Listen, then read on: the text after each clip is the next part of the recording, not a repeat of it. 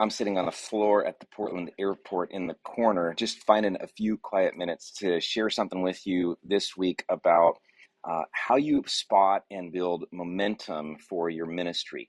And I'm going to bring this to you as really observations of what I've seen in our church as we've started a fourth weekend gathering here just 2 weeks ago. And yeah, it's early, but what I'm seeing work, because this has been a really successful launch that our team has created. And I'm saying our team because this is so far beyond just me.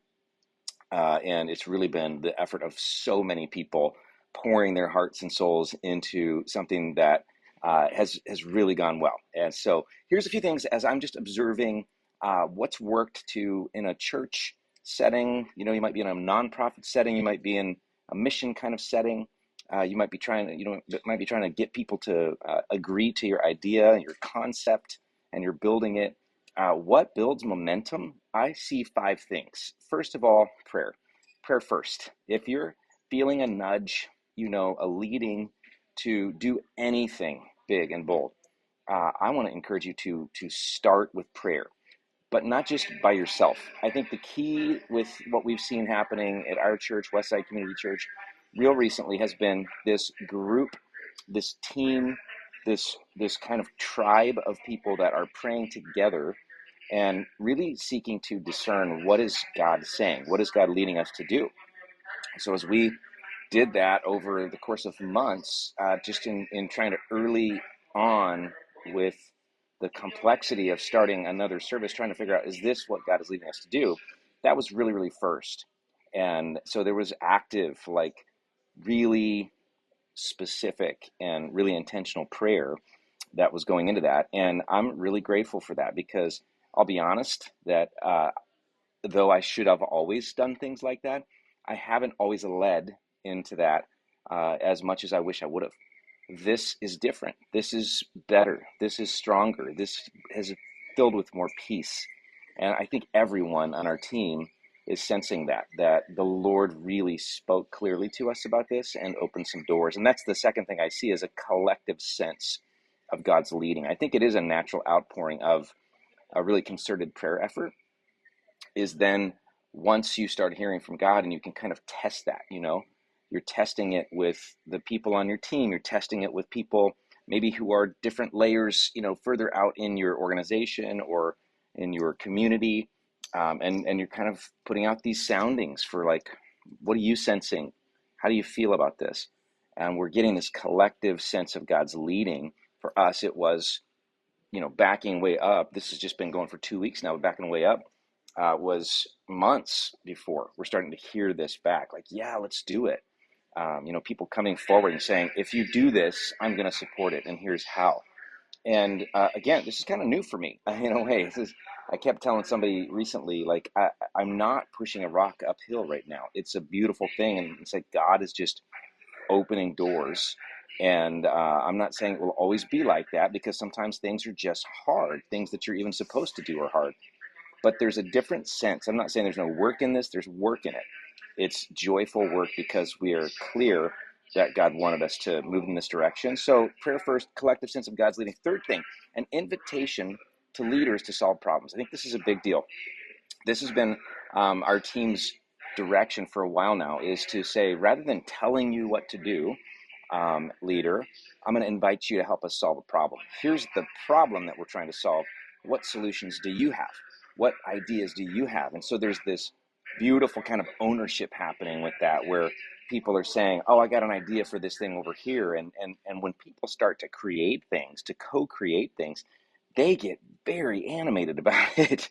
And so the support level goes way, way up. And this is what I'm seeing build momentum in the case of our church right now with a fourth service. It's on a Saturday night. It's a whole different day of the week. It could be a nightmare to manage, but it's not, because there's been an ownership that says, no, I'm going to do this to solve the problem. And so when people are putting their ideas in there, it really gets exciting.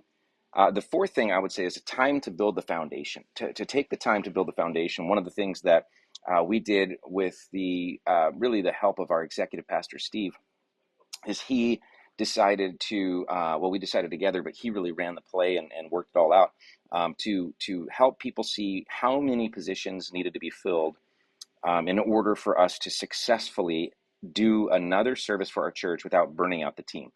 And it ended up being a pretty healthy number. It was 99 positions in order for us to do this well.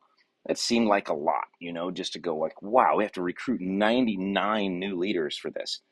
And yep, we did. And so we just started working on it. And every week we would just ask the question, how are the blanks looking on your page? And, people would start saying, oh, I got this person, I got this person. And so there was literally a time in our staff meeting every week where we'd stop and ask the question, how's your page looking? How are the blanks going? And I think that was just a really good way for us to say, this is sort of like the 20-mile march that Jim Collins talks about. We're not trying to do this overnight.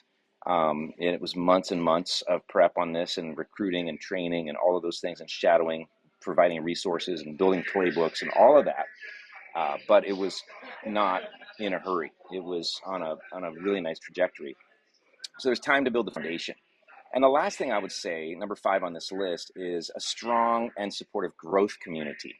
A growth community where there's discipleship happening. People are growing in their faith together, and it's expected and it's modeled. It's a growth environment. It's a growth community, not just discipleship, but also leadership growth. And so there's been, for a long time, building this the different resources, and it's now kind of a little bit of an ecosystem, but there's ways people can grow, and there's courses that they can take, and there's these things like that. And I'm not saying that you have to have all that in place in order to build a growth community, but there just needs to be a sense and a move toward, hey, we're all going to grow together. And that could be as simple as you as a leader saying, we're gonna go through a book of the Bible together, and we're going to go through a leadership book together.